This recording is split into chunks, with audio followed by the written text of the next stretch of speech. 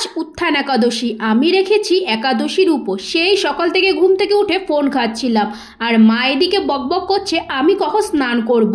আর মায়ের তাই বকা শুনে আমি কিন্তু চলে গেছিলাম স্নান করতে। আর স্নান করে এসেই কিন্তু আমি আবারও তোমাদের সামনে চলে আসলাম। তো তোমরা কারা কারা একাদশীর উপোস রেখেছিলে অবশ্যই কিন্তু কমেন্ট করে জানিও। তারপরে ঠাকুর প্রণাম করে আমি এইদিকে 12টার পর কিন্তু মুখ নাড়াচ্ছি এক মুঠ কাজু দিয়ে। আর ভাইকে ফোন করে বলা হয়েছিল কাজের থেকে আসার পথে যেন ফল নিয়ে আসে, তাই ভাই এদিকে ফল এনে দিল। তাই আমি কিন্তু বিকেল বেলাতে একটা ফল ভালো মতন ধুয়ে খেয়ে নিলাম। আর আজকে যেহেতু বিকেল বেলাতে ঘুমোইনি, সারা বিকালটা কিন্তু গল্প করেই সময় কাটিয়ে দিয়েছি।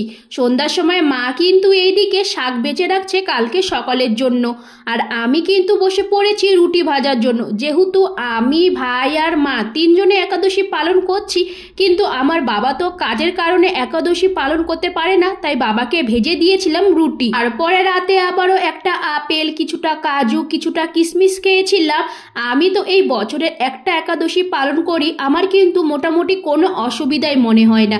যাই হোক, রাতে কিন্তু ঘুমিয়ে পড়েছিলাম, আর সকালে ঘুম থেকে উঠেই কিন্তু আমি এখানে ভাবছিলাম মা তো আমাকে সকালে রান্না করার দায়িত্ব দিয়েছিল, কিন্তু ঘুম থেকে উঠতে উঠতে বেজে গেছে সেই 7:30। মায়ের সাথে কিন্তু একটু রাগারাগি হয়ে গেছিল। যাই হোক, এরপরে আমি স্নান করে নিয়েছি, আর এখন কিন্তু পারণ করব। আর মা কিন্তু এখানে আমার জন্য পারণের প্রসাদটা ভালো মতন মেখে রেখে দিয়েছে। তো কালকে সারাদিন একাদশীর উপোস পালন করে কিন্তু আজকে আমি সকালে পারণ করলাম। আর মা কিন্তু কালকে সারাদিন একাদশী উপোস রেখে জাগরণ করে সারা রাত কীর্তন করেছিল, তাই আজকে সকালে বলেছিল আমাকে রান্না করতে। কিন্তু আমি সেই ঘুম থেকে উঠতে উঠতে একটু দেরি হয়ে গেছে, তাই মায়ের সাথে একটু রাগারাগি হয়েছিল। তারপরে ছেচ্চরের মতন মায়ের পেছন পেছন চলে গেলাম প্রসাদ খেতে। তো কালকে রাতে মা যাদের বাড়িতে কীর্তন করেছিল, তো তাদের বাড়িতেই কিন্তু আজকে উপোস, মানে যারা কালকে একাদশীর উপোস করেছিল তাদেরকেই প্রসাদ খাওয়ানো হচ্ছে।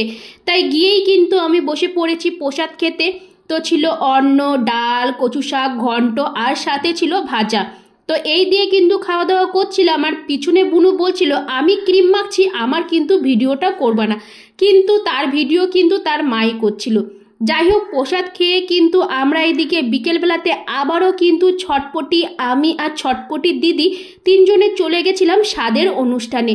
পাড়াতে একজনের স্বাদ ছিল, মানে এক বৌদির স্বাদ ছিল, তো সেখানেই কিন্তু আমরা চলে গেছিলাম প্রসাদ খেতে। আর সেটাও কিন্তু করেছিল বৈষ্ণব মতে। তো বিকেলে গিয়ে কিন্তু সেখানে আমরা খাওয়া দাওয়া করিনি, সম্পূর্ণ নিরামিষ। তারপরে কিন্তু ভাই রাতে এদিকে চলে এসেছে ব্যাগে করে এক ব্যাগ মিষ্টি নিয়ে, মানে এক ব্যাগ না, মানে ব্যাগের মধ্যে একটা টিফিন বাটি ছিল, টিফিন বাটি ভরে কিন্তু ভাই এখানে নিয়ে এসেছে গুড়ের মিষ্টি।